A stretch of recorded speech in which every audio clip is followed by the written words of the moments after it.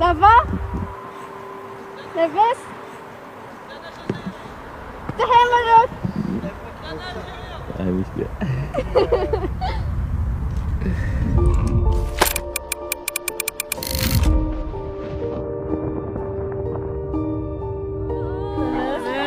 هاي ماروكو وهاي الجزائر.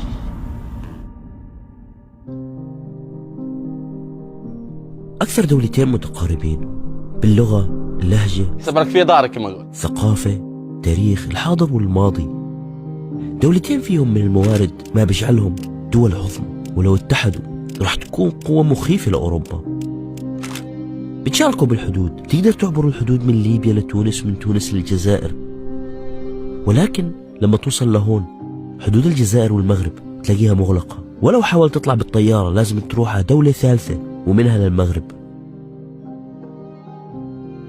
المغاربة ما بيحتاجوا فيزا للجزائر، وكمان الجزائريين نفس الاشي. شعوب بيحبوا بعض كثير رغم اللي بنشوفه احيانا من تشويه على السوشيال ميديا. من سفري لهالدولتين ومخالطتي مع الشعبين بقدر اقول انهم تقريبا دولة واحدة.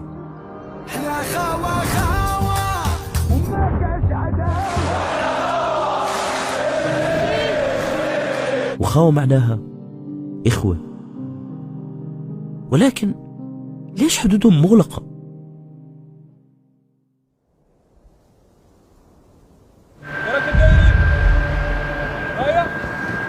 الجزائر هون، المغرب هون، خطوتين بس. إحساس يعني بحس إحساس غريب.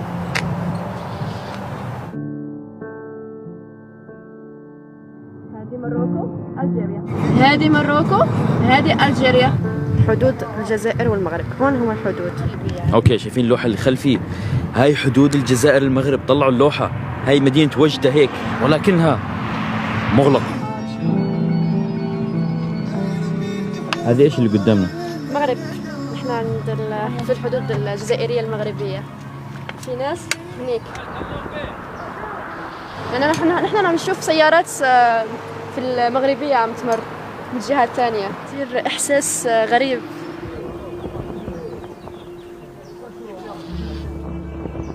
إخوة. بيفرق بين الضفتين خندق وأسلاك شائكة.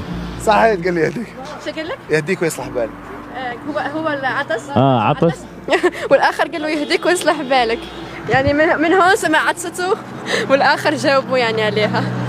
How close is Morocco? نقفز هون. يعني after we'll be in Morocco. Imagine just this. إيه، في ناس يجوا يلوحوا في الصيف. يعني كنت أشوف كتير ناس يجوا هون يوقفوا من هناك يلوحوا لنا.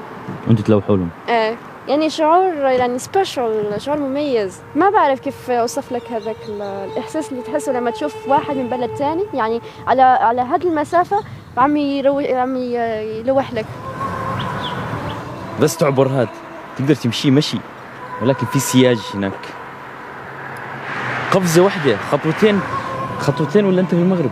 فبيجوا ناس هناك بلوحوا وبيجي ناس هون بلوحوا، لأنه كمان في عائلات. في شبكة الآن عم تأشر لي أنها شبكة مغربية مو شبكة جزائرية. هاي كلهم شعوب واحدة، شعوب المغرب العربي. كان الاحتلال الفرنسي السبب الرئيسي في طمس معالم الحدود بين البلدين وتركها دون ترسيم.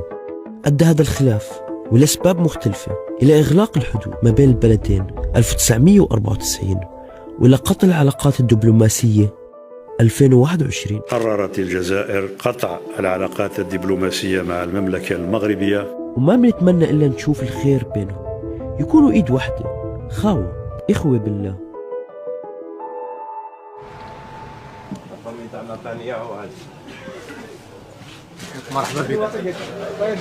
مرحبا بك خويا، تفضل. مرحبا. السلام عليكم، مرحبا بكم عندنا في عطارس بيت المقدس مدينة مغنية. مغنية معروفة بليزيبيس لخاطر منطقة حدودية مع المغرب، ومن المغاربة الحدود كانت مفتوحة، كانوا يجوا عندنا وحنا نمشيو عندهم، هما يدوم عندنا صوالح حنا ندوم عندهم صوالح. عادي جدا، تحسب كما نقولوا بلد واحد، ما كانش يفصل بيناتهم حدود، تدخل عادي جدا، تحسب راك في دارك كما نقول. تفطر هنايا تقهوى لهيه، تقهوى لهيه تفطر هنا عادي جدا. دروك شو هي العلاقات هذه اللي توترت سياسيا ما بين الشعوب بقاو خوت. هاد العلاقات توترت كما سياسيا كيغلقوا ما كاش اللي يفوت. كما قلت لك كانت عادي جدا العبور. ومرحبا بكم عندنا حيث الجودة والثمن. وبيت المقدس بيتكم هذا كما يقولوا حانوتكم، احنا غير مسيرين. كان في تجارة بين الحدود المغربية والجزائرية قبل ما تغلق، وكانت قبل 4 أو 5 سنين. يعني كان في ناس تقدر تدخل وتطلع، بس يعني بطريقة غير رسمية. فراح تلاقي هون كثير من البهارات، محلات البهارات في سوق في مدينة اسمها مغنية جنب الحدود. هذا طاجن مغرب. طاجن هي أصلا عبارة عن هذا، شايفين هاي اللي زي القدرة شكلها، بس هي ما هي قدرة، هي اسمها طاجين. فأي أكل بتنحط فيها تسمى طاجين. قرب مدينة مغنية مدينة تلمسان، مدينة ساحرة وتاريخ عريق. اوكي، احنا بعد ما خلصنا من الحدود وصلنا على مدينة تلمسان. قديمة تحسها، طابعها مختلف عن وهران. انت بتمر هيك في وسط المدينة، تلاقي الأسواق والناس، نبض هالمدينة، فيها حياة هالمدينة.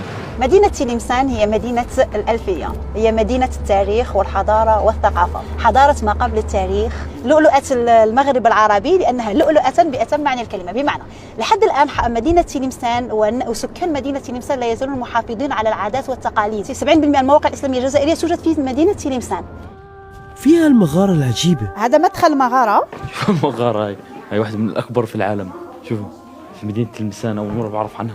بعدين المغارات دائما بتزورها في العالم لازم تمشي كثير. هاي على طول نزلنا، وقفنا على البوابة ونزلنا نزول. إذا تعد مغارة ابن عاد من أجمل المغارات في العالم، بطول 145 كيلومتر وعمق 57 متر، تعود إلى ملايين سنة ما قبل الميلاد. الذي متاح للزيارة فقط 700 متر للأسف، لكن هي توصل حتى مغارات الحوريات في وجدة بالمغرب. كان المجاهدين الجزائريين يستعملونها للاحتماء والاختباء. هذه القاعة الرئيسية، ويوجد عدة قاعات ثانوية، بس this is unique. نحن هنا في مركب العباد الذي يوجد به ضريح الولي صالح سيدي بومدين، وشارك في الحروب الصليبية مع صلاح الدين الأيوبي. مرحبا بك ولدي، في حي العباد، مكان تاع العباده، وين كان ضريح تاع سيدي بومدين، ها ورا مننا. المسجد الذي بني في 1338 remains in good state. عاصمة المغرب الكبير تلمسان، كاين فاس وكاين القيروان في تونس.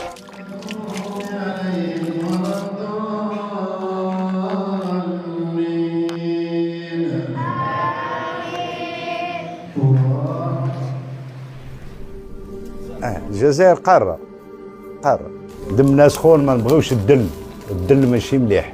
قال لك من دل بنفسه دل الله به. وحكمت الدولة الزيانية الجزائر لمدة 3 قرون من القرن 13 إلى القرن 16.